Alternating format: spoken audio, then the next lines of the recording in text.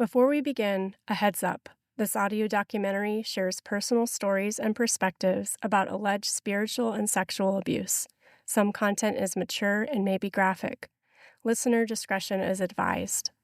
If you feel overwhelmed while listening, please pause and seek support from a trusted friend or professional. Parents and guardians, please preview before sharing with minors. And I think it was a real play on my emotions and on my longings and my desires. It's just so hard to share these things in a way that just gets at words that don't like cover up the embarrassment of it. You don't have to share it, so. Yeah. Yeah.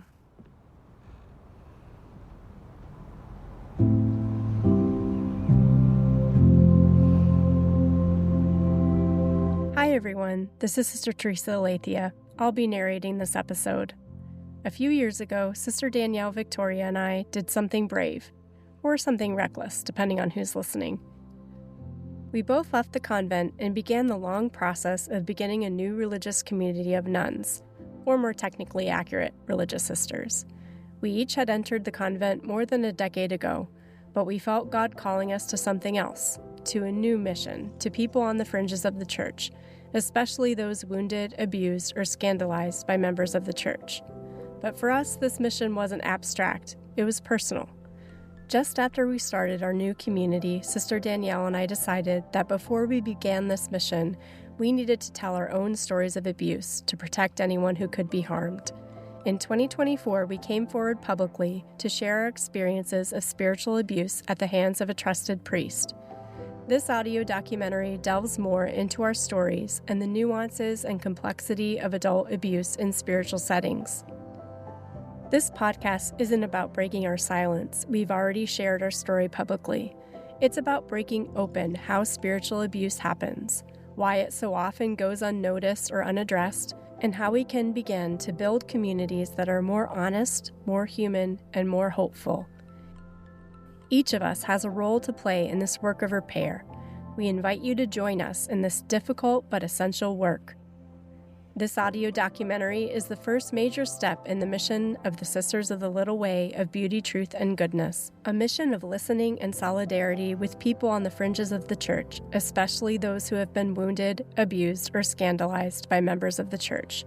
If you would like to support our mission and projects like this, please visit sistersofthelittleWay.com. In this episode, we walk with Sister Danielle Victoria as she shares the confusion and inner turmoil she experienced under the spiritual direction of Father Dave. When someone in spiritual authority makes you feel uneasy, but also admired, chosen, even special, it creates a disorienting space, a space where doubt and shame grow quietly in the dark. That darkness deepened when Sister Danielle learned the truth, and then she was asked not to speak about it. In this episode, we step into that silence, we name the shadows, and we begin the search for God within them. Welcome to Descent into Light.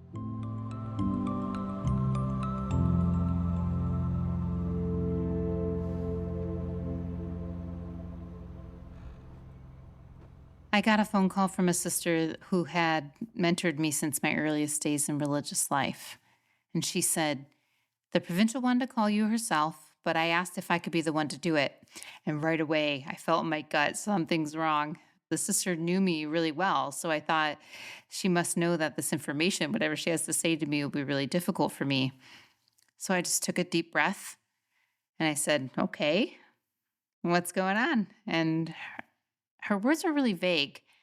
She said, it seems that Father Dave has been in a compromising situation with a sister. So I just went silent. And I said, I have one question for you. Was it predatory? I didn't know why I asked that question, but it came to my mind immediately. It was like as soon as that possibility opened up, everything snapped into context. She seemed shocked that I asked that question. She hesitated for a moment, and then she said, kind of in a really meek voice, it seems like it might have been. Then she told me not to ask anyone, not to try to figure out who the sister was, and to not talk about it with anyone. Just wait. I thanked her, and we hung up. I cried for a bit and then I just breathed in and swallowed it. I didn't talk about it again with anyone. I just held it in, and I had been in the convent for 4 years and I had just made my first vows of poverty, chastity, and obedience as a religious sister. I mean, this was a big step and I just wanted to be faithful. I wanted to be obedient. I was focused on being faithful and doing things right. I wanted to be a good sister. And in that moment, I believed that holiness meant keeping this secret. That's Sister Danielle Victoria talking about the moment when she found out that a man she trusted, a mentor, her spiritual director and spiritual father, was not who she thought he was. I can relate to the shock she felt, combined with the knowingness of her immediate question. Was it predatory? Somewhere deep in Sister Danielle Victoria's intuition was an advocate for her safety, someone who sensed that she was not safe. Most people associate grooming with child abuse, but grooming is a manipulative pattern used by many perpetrators of abuse, of children and adults alike. With adults, it's often subtle. It plays out in spiritual language and it exploits trust, admiration, and the power differential present when someone is your spiritual advisor. That's what makes it so confusing and so hard to name. When I entered the convent in 2010, I never imagined I'd one day be speaking on a podcast about spiritual abuse. I certainly didn't imagine I'd experience it myself, but that lack of awareness of what spiritual abuse and grooming even was made me vulnerable. It also made Sister Danielle Victoria vulnerable. Join us as we work our way through the stages of grief in the aftermath of abuse. In this episode, we will explore the second stage, the denial that Sister Danielle Victoria experienced as she ignored her intuition and held on to a secret. This is Descent into Light. Welcome to Episode 2, Bride Grooming. Sometimes in these grooming situations, it seems so normal and subtle. Again, you didn't have that big violent moment that came out of the blue suddenly. These were small incremental steps taken over time. And so it's really hard to categorize it. And sometimes I think people, so they may not know the information to identify it, but then sometimes it's hard, again, to admit that might be something that's happened to me because it's more comfortable to separate myself from the event rather than to press in a little bit more to that discomfort in order to grapple with it. Denial can be incredibly helpful and powerful. It's almost this protective mechanism that protects us from the pain of whatever the experience was. So sometimes our bodies and our minds have this incredible way to adapt, to help us get through the day-to-day and to function. Because if I were to slow down enough to really recall what happened to me, that can be such an overwhelming experience that I might not be able to get out of bed. I might not be able to brush my teeth and get ready for my tasks for that day. And so sometimes denial is incredibly useful to just help us get through the day-to-day, to care for our families and the people around us who we're responsible for. I think it can become a problem, especially in a prolonged, for the short term, it's really great and natural and useful. I think if we stay in that vein for a prolonged period of time, it really impacts our ability to heal and process and move on. That was Regina Boyd, a licensed mental health counselor who works with clergy abuse survivors, helping us to understand why denial is such a common part of the grief process. Denial can be a necessary and even protective response. It gives survivors time to slowly face the painful reality of what's happened. For Sister Danielle Victoria, denial wasn't just internal. She also recalled being encouraged not to talk about what had happened with Father Dave. I was also told not to talk about what happened, especially since a report might be sent to Rome, and speaking openly could risk compromising the integrity of the process. In our view, there is often a tendency to handle scandals with secrecy in the community, And this particular situation was especially painful because it reached deep in the heart of our life together. Father Dave wasn't just a visiting priest, he was on our board. He was a trusted advisor. He spiritually directed both our older, more experienced sisters in leadership and also the youngest, those just entering. He regularly served as a spiritual director for our sisters during our community's most sacred time of year, our 8-day silent retreat. Before we jump into this episode, it's important to remind you all that if you're feeling a little disoriented by some of the religious terms we're using, you're not alone. That's exactly how we felt when we first entered the convent. Convent life is a subculture within a religious subculture. The language, the rules, the rhythm of life, none of it is obvious. When women enter religious life, they rely entirely on others, especially those with more experience, to guide them through a way of life that is completely new to them. So stay with us, expect to be a bit confused, and we'll do our best to explain as we go along. A key concept to understand for this episode is spiritual direction. For Christians, this is a tradition that goes all the way back to the early church. Spiritual direction is a mentorship, one person helping another to hear and follow God's voice. It's deeply personal, and it depends on sacred trust. To help us understand how spiritual direction works, we spoke with Father Boniface Hicks, a Benedictine monk, priest, and spiritual director.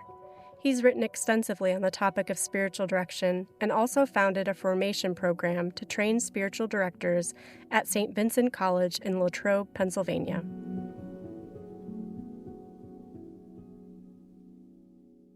Spiritual direction is sometimes described, especially in the Christian East, this has been prominent, and I like to describe it this way too, in terms of spiritual fatherhood or spiritual motherhood, because there can be a really formative, a developmental aspect to it. The relationship can be so beautiful and profound, but it also captures the kind of power differential that would be there between a father and a child or a mother and a child. Those relationships can be very beautiful, but obviously require profound trust and really a sacred trust.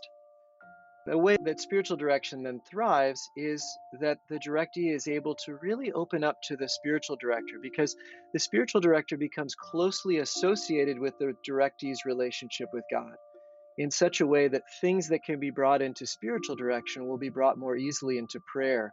And God images that people have, maybe a little bit distorted from different things that have happened in life, can be healed through spiritual direction. And the spiritual director can really model God's loving responses to a directee.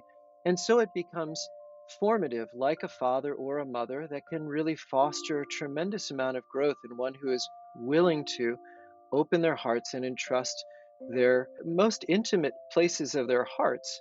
That vulnerability, the willingness to let down defenses and let ourselves be seen, is a profound risk and requires a great deal of trust. After a radical conversion in my mid-20s, I felt like a deeper pull in my prayer and in my relationship with God to go deeper and further. And I had already gone on several silent retreats, which are these quiet, sacred times set apart to be just with the Lord alone. And you pray with scripture and you stay in silence and you meet regularly with a spiritual director, which is someone who helps you listen deeply, like very intently and intensely to the voice of God in your life. So some of the retreats that I had been on were a week long, but one was 15 days long. But I kept hearing about this 30-day silent retreat, like the full spiritual exercises of St. Ignatius of Loyola, and just how like this extended period of silence could just be truly life-changing. And I really longed for that. So a friend of mine offered to sponsor me for the retreat, and my spiritual director recommended a retreat house in Boston, which was run by a religious order that he really trusted. So I decided to reach out. And a few days later, I received a phone call back, not just from an administrator or someone or a secretary at the retreat house, but from the priest who ran the religious order, the whole religious order. And his name is Father Dave. He was charismatic and warm and kind, and he made me instantly feel at ease. Something about the way he spoke, it just felt so personal and reassuring, like he really got me. And I was just ready. I had already been on many retreats, and I had done a lot of inner work, and I had been experiencing deep healing in my life. And now more than anything, I just wanted to hear what God had to say for my life. I was completely open and trusting. I was looking for someone I could trust and someone to help me listen and to help me follow God's will.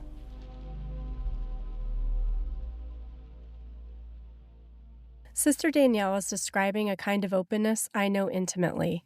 After my own conversion, or really reversion to Catholicism after years as an atheist, I was wide open to whatever God wanted, open to being led, changed, used for something greater than myself.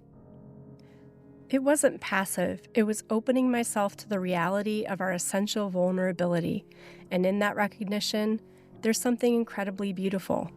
Quoting something a young girl from Colombia once told him, Pope Francis once said, "Vulnerability is intrinsic to the essential nature of humankind."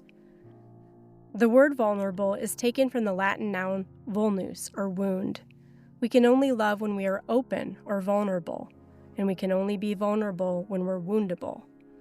Some might look at the kind of vulnerability, the openness and trust that both Sister Danielle and I had when we were discerning religious life and call it naive or gullible.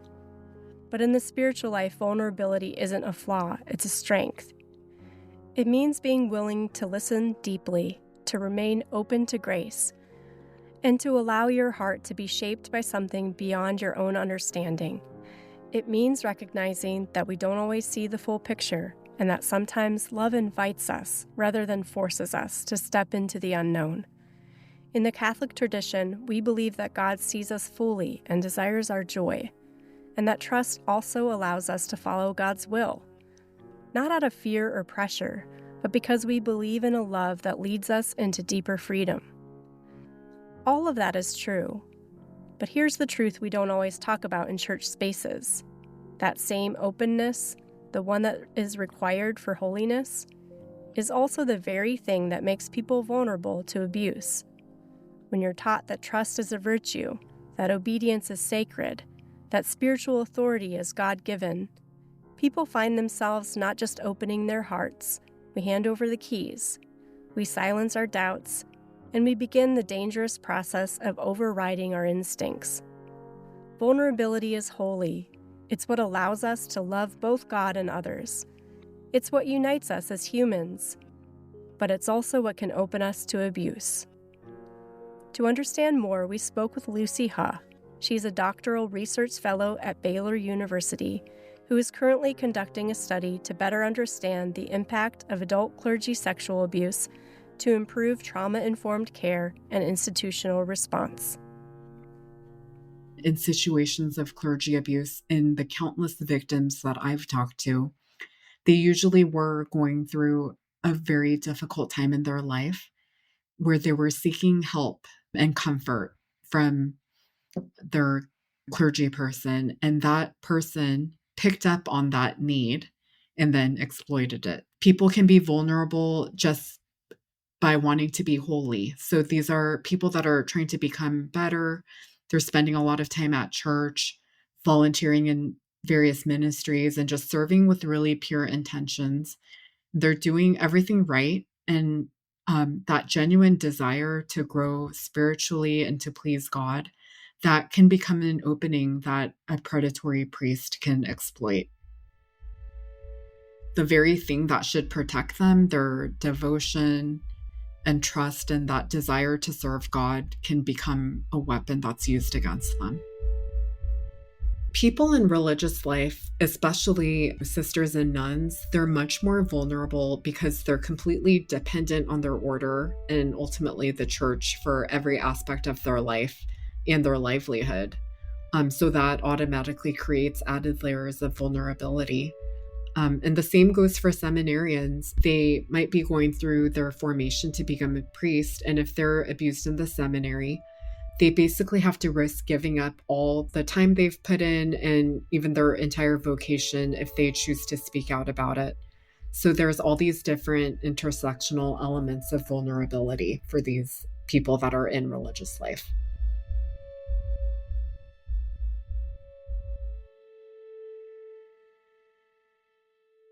When I think back on that time as I was preparing for my 30-day silent retreat, what stands out the most is my innocence and the romanticism I carried about going away to be with the Lord.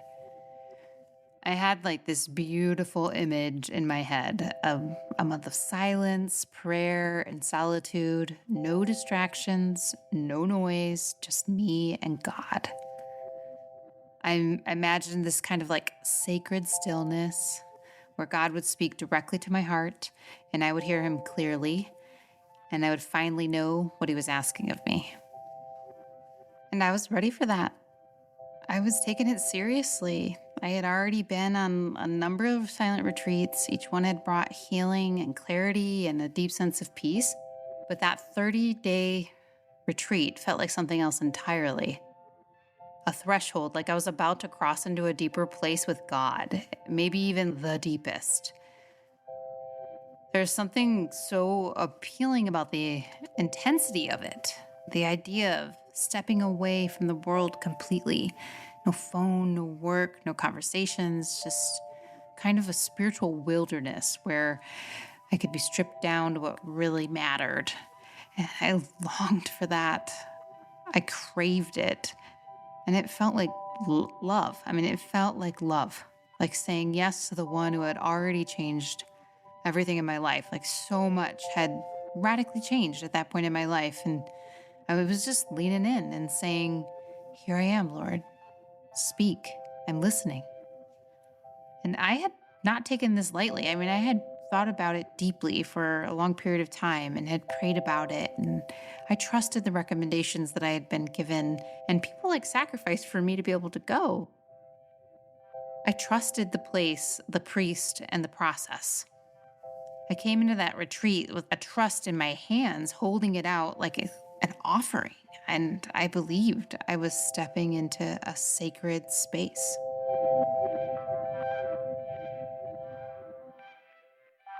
So the directee is always the one whose boundaries should be observed and honored. The director should be sensitive and discerning, understanding where the boundaries, the internal boundaries, the boundaries of the heart in terms of what are shared, as well as the external boundaries, whether a hug can be given or whether there's a place for putting a hand on someone's shoulder at some point when they might be especially moved or weeping. But always respecting and allowing the directee to lead in those ways.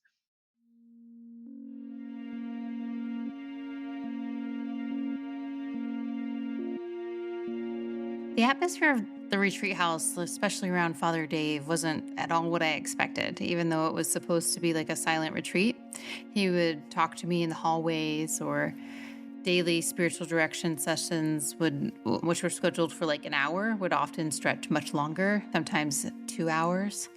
And on some days we'd meet more than once even. So that wasn't normal for directed retreats at all. And I knew it wasn't. I mean, I had been on other retreats before, but I kept rationalizing it. He's the retreat director. He's the provincial. He runs this whole place. He must know what he's doing.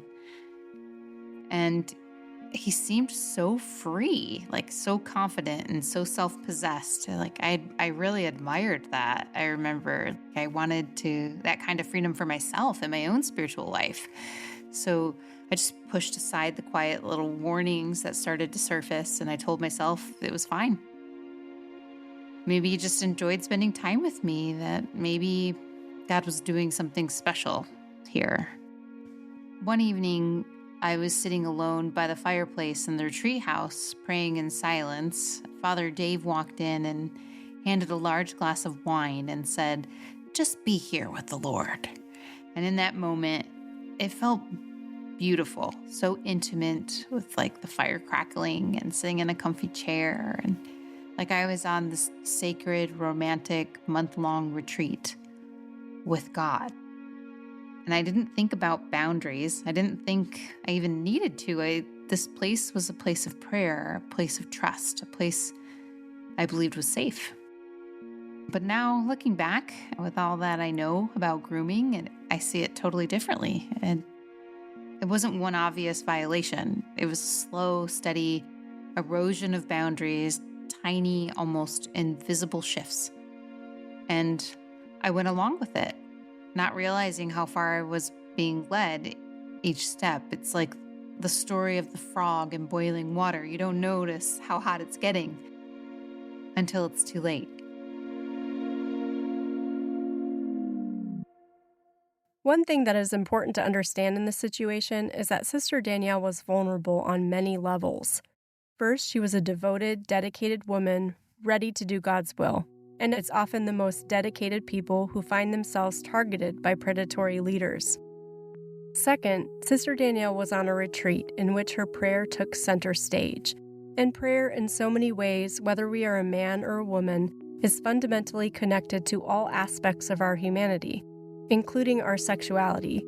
And by sexuality, I mean this in broad terms, in other words, our ability for intimacy and love. Then, Sister Danielle Victoria was also vulnerable on another level. And this is where we get a bit insider language here, so stick with me. She was not just entering into a spiritual direction relationship with Father Dave, she was deciding whether to become a nun or a religious sister. And Catholics believe that religious sisters are a special sign of this union with God that all of us are meant to live. This is why you might have heard of nuns or religious sister referred to as brides of Christ. It's a beautiful analogy for a real relationship of intimacy that we have with God, a relationship that every person is meant to have, one of union and love. But as is often the case with all that is beautiful and true, it can also be corrupted. Father Boniface explains more.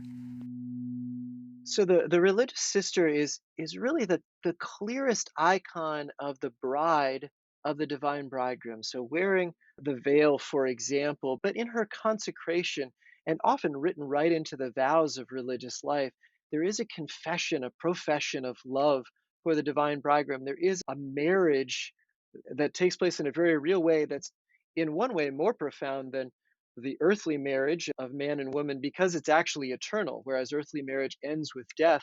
The marriage between the religious sister and Christ, the divine bridegroom, is something that opens into eternity. And so that spousal dimension, while not capturing the entirety of religious life, we should be clear about that too, I think, but certainly captures a powerful dynamic of religious life in general, but in particular for the religious sister. And whenever we're talking about spousal imagery, we're obviously talking about sexuality. And whenever we're talking about sexuality, we're talking about that dimension of the person which goes to some of the very deepest levels of who we are. Our sexuality is a kind of fundamental orientation towards relationship, which is core to our entire existence. Okay, before you get too confused or creeped out, let's clarify something important about spousal language.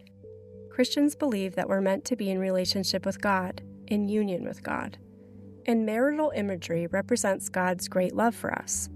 It's throughout Scripture, and it's beautiful and an essential part of our tradition. For instance, the prophet Isaiah wrote, "The Lord delights in you, and your land shall be espoused. For as a young man marries a virgin, your builder shall marry you. And as a bridegroom rejoices in his bride, so shall your God rejoice in you."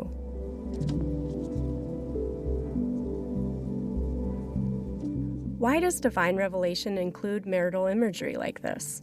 Because it shows that God loves us and created us for union with Him, to be with Him eternally forever. So when we talk about women becoming nuns or religious sisters, we describe them as brides of Christ. This spousal imagery comes from Scripture, which uses the metaphor of marriage to express how deeply God loves His people. It's poetic, it's intimate, and yes, as Father Boniface points out, the imagery carries some sexual connotations. After all, religious sisters give up the possibility of a sexual relationship with a husband in order to give themselves fully to God. But, and this is crucial, the spousal imagery is an analogy. It's not meant to be taken literally. the language is symbolic, meant to express a total gift of self, not a physical relationship. That said, it can get confusing. Consider the 17th century Italian sculptor Bernini's masterpiece, The Ecstasy of St. Teresa of Avila. The Carmelite nun and religious reformer is shown in the throes of mystical ecstasy, mouth parted, her face radiant with a blend of awe and something that looks a lot like pleasure. The moment it depicts is real. Teresa described it in her autobiography as a, quote, caressing of love so sweet that I pray that God, in his goodness, would make anyone experience it who might think that I am lying. Mystical experiences in prayer do happen. These deep, profound moments of union with God can border on sensations we might associate with physical or emotional intimacy. But here's the line that can't be blurred. Real mystical union comes from God. It's never manufactured, manipulated, or directed for someone else's gratification. That's where abuse hides, in the confusion between what is holy and what has been twisted. And when someone manipulates prayer or spiritual intimacy to meet their own emotional or sexual needs, that's not mysticism, it's exploitation. Our mission as Sisters of the Little Way is a call to the church to respond to people who have been exploited and abused by clergy and other church leaders. It's a call to listen and to stand in solidarity with those on the fringes of the church, especially those who have been wounded, abused, or scandalized by her own members. But this mission doesn't belong to us alone. It belongs to anyone who refuses to look away. Will you be one of them? Join us at sistersofthelittleWay.com.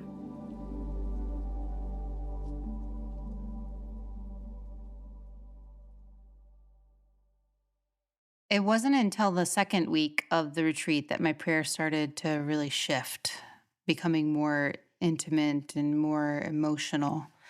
And that's also when I felt boundaries began to blur, especially in the way that Father Dave was directing my prayer.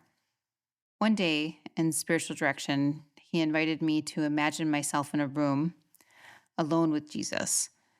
He asked me to picture a beautiful, peaceful setting, and then he told me to invite Jesus to come and lay his head on my lap. I remember feeling a little uncomfortable. It was tender, maybe too intimate, but I didn't know what to really think about it. It didn't set off any alarm bells. It just was a quiet unease that I pushed aside. And later, another point, he expanded on that same prayer, and he told me about another sister he had guided through the same meditation. And she imagined Jesus laying his head on her lap, and according to Father Dave, Jesus leaned in and gave her a kiss. And she was visibly embarrassed when she was telling him this, he said, and that she was so bashful she could hardly speak. And then he told me, so don't be afraid if that happens to you. Don't be embarrassed. Just let it happen. And that's when something shifted for me. Over time, the meditations he gave were becoming more physical and more staged.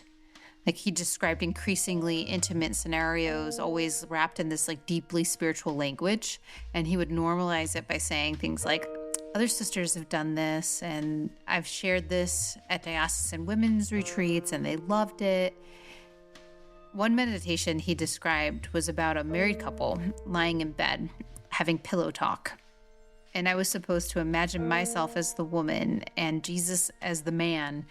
And I remember thinking, this is absurd, isn't it? But I also thought, if he shared this publicly, maybe I'm the one who doesn't understand. I froze interiorly. I just froze. I couldn't say anything. I didn't know how. I just listened. And later I'd spend hours wrestling in prayer and journaling and trying to make sense of it. And I wanted to be faithful to the prayer and to the process. But looking back, I can see just that Father Dave encouraged me in ways that definitely crossed the line. Stirring desire in a way that was very physical, almost ecstatic in a way. And it wasn't just spiritual intimacy. It felt erotic. And I didn't have the words at that time to be able to even think that way or to make sense of it in that way. And it's taken me a long time to find those words, to even admit that parts of the retreat made me deeply uncomfortable, that I pushed those parts aside, that I buried them. And honestly, some of the meditations, they did help me encounter God in powerful ways. That's what made it so confusing. Like, the retreat was where I heard God's call. I mean, it shaped my vocation and it changed my life, even the trajectory of my life. I mean, during that retreat, I was discerning religious life and feeling more and more drawn to it. Father Dave set up like this speaking lunch where it was kind of like a casual meeting where I was introduced to the community I'd eventually join because they were friends of his. And by the end of that retreat, he offered to be my spiritual director. I saw it as like this incredibly generous gesture. He was a busy man running a retreat house, leading his religious order, and he had time for me. I mean, I felt special and in a way chosen. I can understand the confusion Sister Danielle describes when someone uses your most intimate spiritual moments not to lead you toward God, but to serve something else, something twisted. It leaves behind a kind of spiritual wreckage that's hard to untangle. You might be asking, but how does that happen exactly? It's a fair question. Christian tradition often uses marital imagery to describe the soul's relationship with God, language of love, longing, even desire. And in a world as saturated with sexual content as ours, these metaphors can be hard to separate from physical realities. But they've been part of the Christian spiritual tradition for centuries, and the Church has always warned against taking them too literally. Origen, an early Church father, wrote that the Song of Songs, perhaps the most passionate book in Scripture, should only be read by those whose, quote, manner of life has been purified, or those mature enough in the spiritual life to distinguish between what is corruptible and what is incorruptible. In other words, these biblical metaphors that reach into divine reality are not meant to be taken literally. Origen thus warns, if you don't understand the difference, you might stumble. For this reason, hundreds of years later, St. Teresa of Avila insisted that spiritual directors of her sisters should be spiritual and learned because they're guiding souls, and when they misuse that guidance, even slightly, the consequences are devastating. So the thing that gets complicated is that Father Dave was setting himself up as the expert, the learned and spiritual one, and he was misrepresenting the marital metaphors of Scripture and making them much more literal. That's what makes this situation so disturbing. Father Dave wasn't just a spiritual guide. He was someone others trusted to help them encounter God. Instead, he twisted sacred imagery meant to express divine love, turned it into something physical, self-serving, and ultimately predatory. It's possible ignorance also played some role in how Father Dave approached these themes, but given the evidence, it's hard for us to believe that this wasn't also about control, gratification, and calculated manipulation. In the end, we will never know exactly what Father Dave was thinking, but we do know that God knows. And we know that prayer is sacred. It's private. It's where we're most vulnerable before God. So when someone uses that space to manipulate, it doesn't just break trust. It shatters a person's ability to discern what was even real. In spiritual direction, there's a real the veiling, the care, the sacredness of all of that.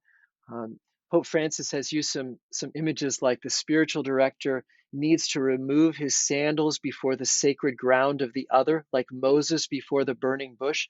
I love that imagery. And so the spiritual director has to work in the most subtle ways to open up those places that even those most sensitive things can be discussed, can be shared. So opening up sexuality is really opening up the depths of the person. And thus that becomes the most beautiful bond in religious life between a religious woman and Christ, for example, and becomes a place of profound intimacy. And that a woman or anybody, but speaking of women in religious life especially, when a woman can be helped to open that to the Lord, then that can be a tremendous blessing for her. But we're working with very sensitive, vulnerable, intimate places in the person. The problem obviously enters in then when those areas are not treated with adequate care and sanctity, first of all, just to be disregarded, just to be, I don't know, even treated maybe flatly or mechanically or crassly is already damaging. That part of our hearts needs to be treated with the greatest sensitivity, let alone a spiritual director who could start to get something out of it for himself. And then that aspect of using another person's sexuality or another person's intimacy with God, another person's sensitivity for personal gain, that kind of using uh, is abuse, just to say it very simply, and it's the worst kind of damaging that we can do. Precisely these areas where someone who is entrusted with the greatest sensitivity as a spiritual director is with these most sensitive areas of a woman's sexuality, for example, who begins to twist that, to use it, and even to physically cross boundaries with that woman, and then to wrap that in spiritual language is blasphemous, is sacrilegious, is abusive, and all of that manipulation is just the worst kind of offense, the worst kind of crime, really. So, but I think from very subtle kinds of using, manipulating, trying to get a woman to maybe press into areas more than she's comfortable to, even in her relationship with Christ, there can be a kind of voyeurism around that, or a desire to see or hear or imagine, or anyway, all of these things can be manipulated. And that's how, as they say, the corruption of the best is the worst. Corruptio optima pessima. And so that which should be so sacred, tenderly cared for, and becomes such a beautiful place of communion with Christ can get worked in by somebody who manipulates that into something just unconscionable. One day I was sitting with Father Dave in the yard of the retreat center. I was explaining what happened in my body after praying in the way that I felt Father Dave was asking me to pray, and in this intense intimacy with the Lord. I was feeling so uncomfortable and really embarrassed, and I started to cry. And at the same time, I felt like I was telling him something that would make him proud of my prayer. I felt like I was really performing for Father Dave on some level. At one point, Father Dave grabbed my hands and pulled me in closer to him, and he put his leg in between mine. And as he did this, he said, "Isn't it so beautiful? Isn't that so amazing that God can come to us like that?" Exactly. Isn't that just so amazing? Then I shared with him a phrase that I felt like God had spoken to me. And it was like so sacred to me. It was like almost unutterable. It was so sacred. And when I shared it, Father Dave said, "That's so beautiful. You should have that tramp stamped on your back. That's so beautiful." Okay, let me just interject here and explain something. When Father Dave says tramp stamp, he's referring to tattoos or stamps that can be seen on a woman's lower back. And the tramp part, well, you can probably guess it refers to the idea that any woman who has a tattoo in that area is considered promiscuous. As someone who knew Father Dave, what Sister Danielle recounts in this story is characteristic of the way he often spoke. In the middle of a moment that was sacred and solemn, he would make crass sexual references. It was so incongruous that you would think, he must not know what that means. Or what he would say would be so subtly sexual that you would think, I must have misunderstood what he meant. No words can describe how mind-bending that becomes. Here's this highly respected priest, the head of his entire religious community, someone who shook hands with Pope Francis, and he's making these constant subtle and not so subtle references to sex. But once you see it, it's hard to unsee. At the same time as anyone who has experienced something similar to this knows, seeing these things, and even more so sharing them, often has consequences. This is why so many survivors of this kind of abuse never come forward. These memories and experiences are embarrassing. It's humiliating even to realize that this was happening. You start to wonder, What was from God? What was from Father Dave? Was I really hearing the Lord, or was I subtly being guided in another direction? I've been there. I've asked those questions. You go back to the moments that once felt holy, and now you second-guess them. You walk through them all over again. You retrace your steps, trying to separate light from shadow. It's exhausting. The most difficult thing in this process is that deep down, people who have experienced grooming know that at the same time that they struggled to see reality and gave the person who groomed them the benefit of the doubt, chances are others will too. In the end, the one with the power, the one who has worked hard to cultivate an untouchable reputation, will often be the one that people believe. Instead of striving to understand, many people who hear about grooming will ask, "Why didn't you stop it? Why didn't you understand what was happening? What is wrong with you?" Or even more often, sometimes they will say, "I think you were just imagining things. You're just too sensitive. That wasn't real." That response is the most disconcerting. It took me years to really see that situation for what it really was. For a long time, I focused only on what God did in my life and through that 30-day retreat. I mean, he really, truly spoke to me during that 30-day silent retreat. There were moments during that retreat when I felt like God was closer than I had ever known him to be. And there were such profound moments of clarity, of peace, of deep spiritual insight. And I still believe those moments are real. They changed my life. I mean, they really changed my life. But what took me years to admit that it was at the very same time, Father Dave was also trying to manipulate my prayer. Those two realities existed side by side and even crossed and braided at times. And that's what makes this all so disorienting, so confusing. How can something feel so holy and violating at the same time? I think I denied what happened for so long because I had so much to lose if I looked closer. I mean, by then I had already entered the convent and I was well into religious life. After I found out what happened, I had to ask the question, like, am I here because of him? Because of the way he shaped my path? Because of his influence? I mean, I don't believe that's true.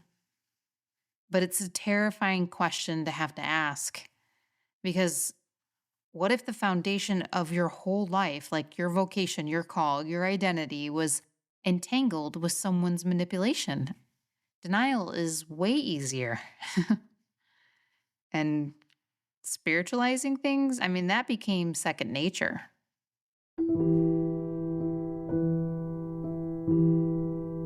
The way Sister Danielle Victoria coped with finding out about Father Dave and then having to remain silent about it has a name: spiritual bypassing. It's a term first coined by psychotherapist John Wellwood in the 1980s. He used it to describe a common dynamic he saw in Buddhist communities: the tendency to use spiritual practices or beliefs to avoid facing painful emotions, psychological wounds, or uncomfortable truths. But spiritual bypassing doesn't belong to just one religion. Any person of faith can use spiritual ideas to sidestep their real feelings, sometimes even without realizing that they're doing it. And when it happens in a religious context, it can be even harder to spot, because it can look like virtue. But underneath, it's avoidance. It's denial.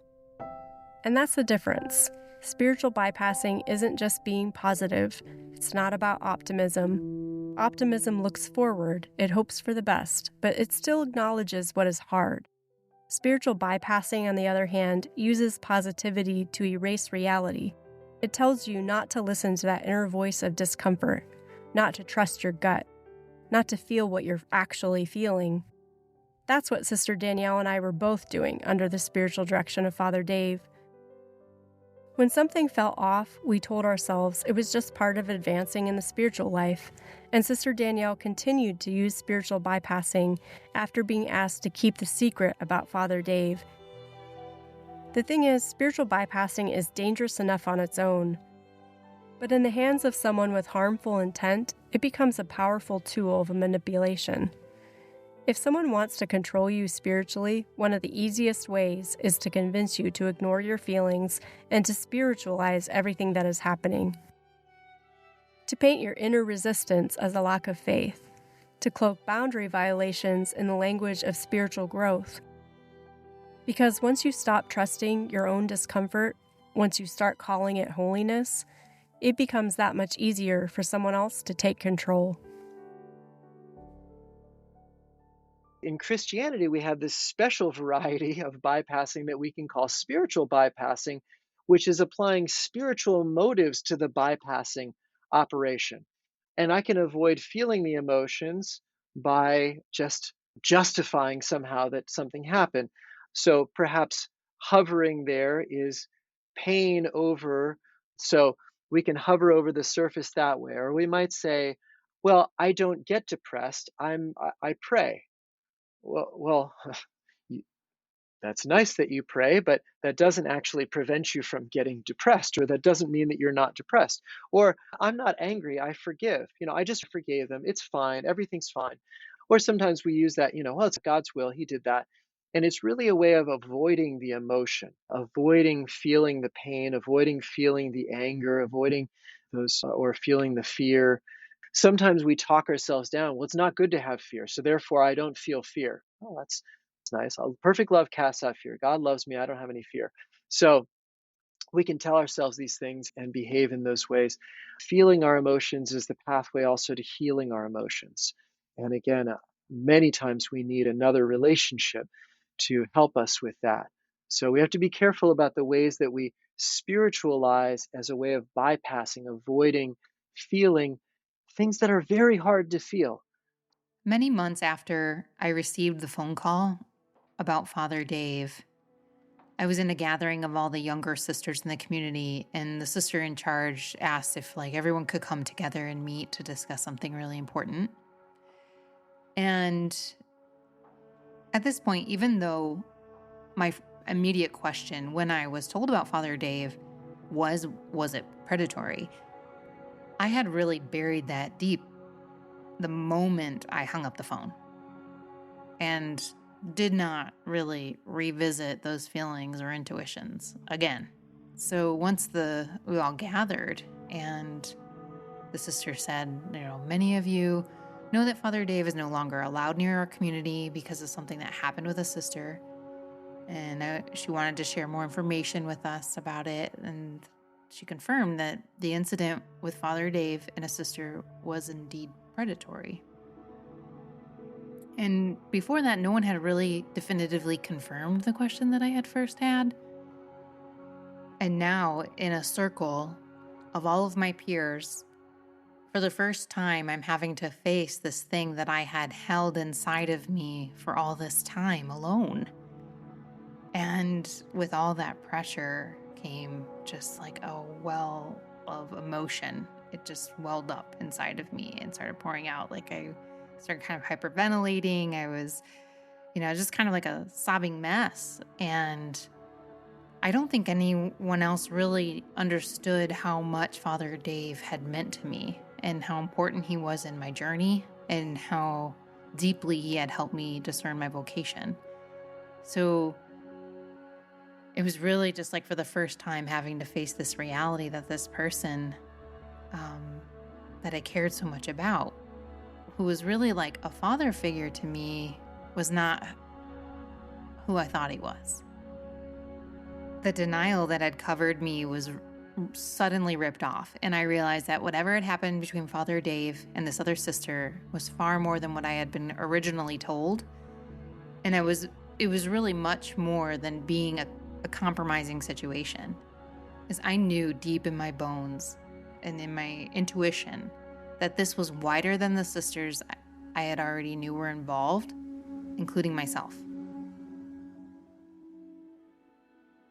Sister Danielle is describing a moment that unfolded 5 months after she received the call about Father Dave. The conversation was finally brought out into the open at what is known as a junior encounter, a yearly gathering of the youngest sisters in the community. I remember that moment clearly because I was there, and it only happened because I insisted on it. I had gone to the sister responsible for forming and guiding the younger sisters, and I told her plainly, I need to say something openly about how Father Dave groomed me. I wanted the others to hear it from me, not in a whisper, not in passing, but openly. She was stunned that I would even suggest that I'd want to speak those words aloud in front of everyone. For me, silence was a greater danger. If this could happen to me, it could happen to any of them. Like me, these younger sisters were earnest and full of trust, full of idealism, open to being led. And I now knew that these attitudes, ones that I had entered the convent with, carried with them some serious dangers, maybe even especially in the convent. And I had a sinking feeling that we weren't the only ones. Father Dave needed to be stopped. That much was clear to me. But what wasn't clear, what never even crossed my mind, was that what he did might not just be immoral, it might also have been criminal. No one had ever even suggested that what had transpired might have extended into criminal behavior, so I never questioned why a police report wasn't made. I didn't know what I didn't know. If I had understood what had really happened, I would have called the police myself.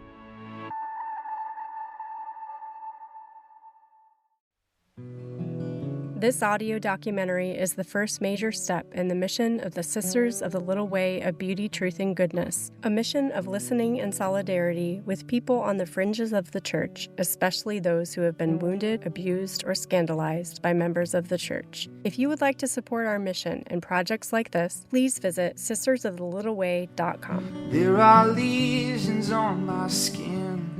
My face is full of bruises. On my back I bear the weight of years of these abuses. I am desperate for relief, but my body, she refuses. These broken vessels, this is my body.